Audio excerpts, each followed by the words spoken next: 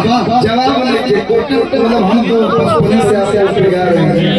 हाल फिलहाल में कोर्ट में मिले लेकिन कोर्ट में कोर्ट ना था, लेकिन क्या माहौल बना दे रहे हैं। कलाकार का मुंह बन जाता है। देखो चार सारा म्यूजिशियन भैया देखा जोरदार तालियां ये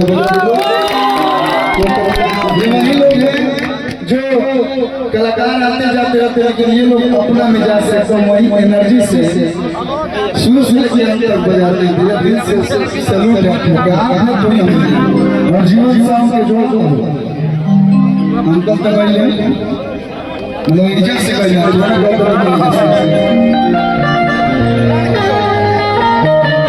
हेलो हेलो सतीश भैया भी आए हैं, वो भी नहीं दिख रहे हैं कहीं बिजी होंगे तो हाँ उनको है भैया आइए बोल दीजिए जल्दी जल्दी।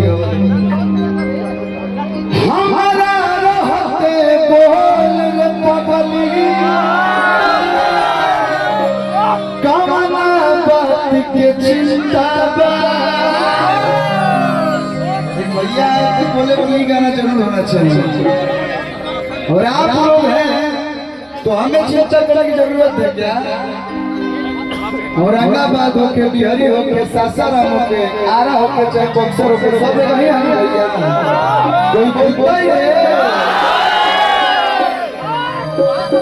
हमारा रहते बोल बदली कवना बात के चिंता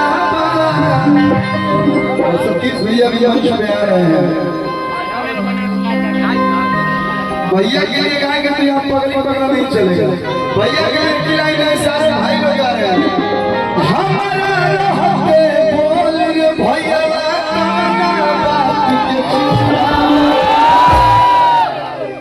आप लोग हैं तो इन्हें कोई चिंता करने की जरूरत है भैया।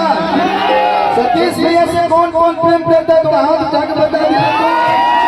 ये मोहब्बत है आपकी। ये कल्लू के लिए लोग नहीं आए ना पीछे भैया के लिए सिर्फ सिखाते हीरोगा सम्मान में इतना व्यस्तता में लोग आए हैं। देखो चार सतीश भैया का जोरदार तालियां आप लोग बजाएं। और जितना तारीफ आपका सुने थे इस लेवल पर लोग होते हैं तो कहीं ना कहीं उनमें एक घमंड होता है ये किया वो किया, लेकिन जितना डाउन टू अर्थ आप हैं, जितना अपने लोग से आप जुड़े हैं, बहुत कम ही नेता ऐसे होते हैं। तो एक बार किस आपके चहेता नेता के लिए जोरदार तालियां।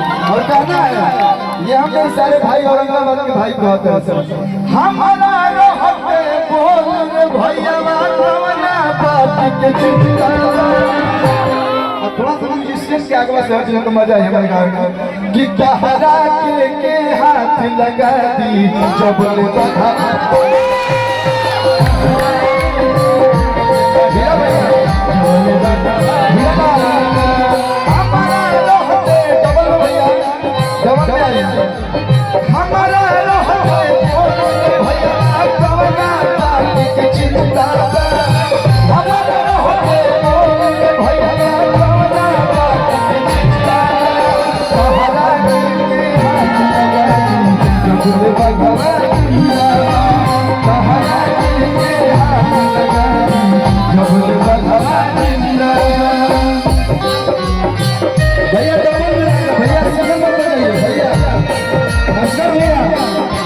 हमारा डबल बजाइए कि तोहरा के कौन हाथ लगा दी डबल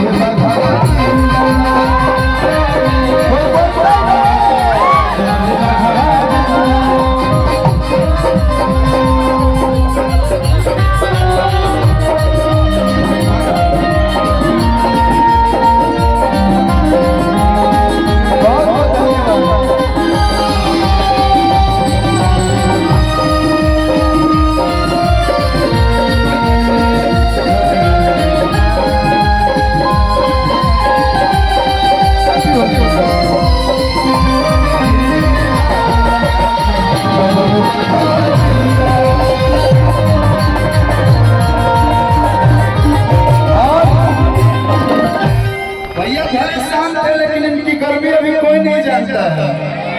भैया क्यों बोलेंगे जब इनके भैया सब बोल रहे तो कि गर्मी